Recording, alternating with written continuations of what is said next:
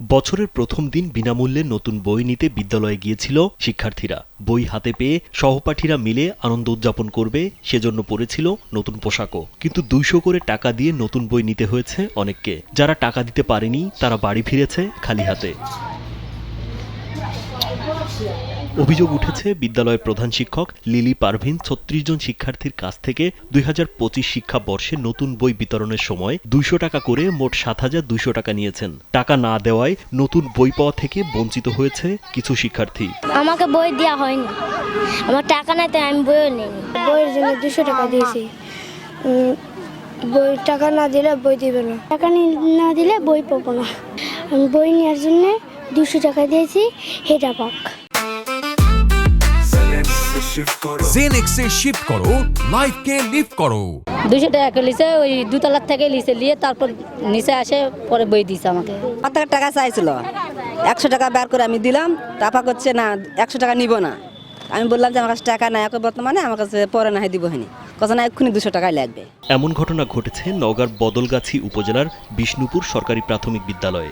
যদিও বইয়ের জন্য টাকা নেওয়ার কথাও অস্বীকার করেন প্রধান শিক্ষক। তার দাবি, উপজেলা শিক্ষা কর্মকর্তার নির্দেশে শিক্ষার্থীদের কাছ থেকে যে টাকা নেওয়া হয়েছে তা স্কুলের উন্নয়নে ব্যয় করা হবে। সরকার বলেছেন যে স্লিপ ফান্ডের সহিত স্থানীয় জনগণ কিছু সম্পৃক্ত হবে, এটা সরকারের বলেছেন। উনি ওটাই আবার আমাদের বলেছেন। আমি এই পরিপ্রেক্ষিতে আমাদের মা সমাজ করতে হয়, তো আমার একটু স্যার মিজানুর স্যারকে বলেছি আমি, স্যার আমাদের মাসিক মিটিংয়ে তো স্যার বললেন যে স্থানীয় জনগণ সম্পৃক্ত হবে, তাহলে আমি কি আমাদের মায়েদের কাছ থেকে মাসে করে কিছু অনুদান নিতে পারি? তো উনি বলেন হ্যাঁ পারেন, এটা সরকারের আদেশ আছে, আমরা তো মিটিংয়ে বলে দিয়েছি।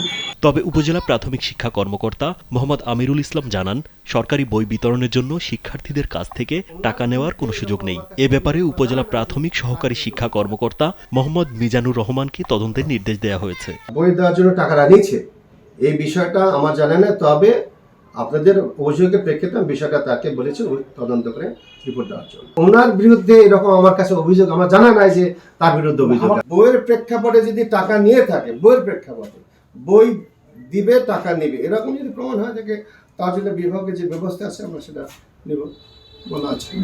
বদলগাছি উপজেলা নির্বাহী কর্মকর্তা মাহবুব হাসান জানান, উপজেলা প্রাথমিক শিক্ষা কর্মকর্তাকে তদন্তের জন্য নির্দেশনা দেওয়া হয়েছে। সত্যতা পাওয়া গেলে ব্যবস্থা নেওয়া হবে।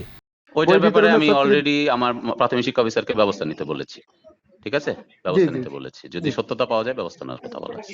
এদিকে এমন ঘটনায় এলাকা জুড়ে অভিভাবকদের মধ্যে বেশ চাঞ্চল্যের সৃষ্টি হয়েছে। রাজীব বিশ্বাস, কালবেলা।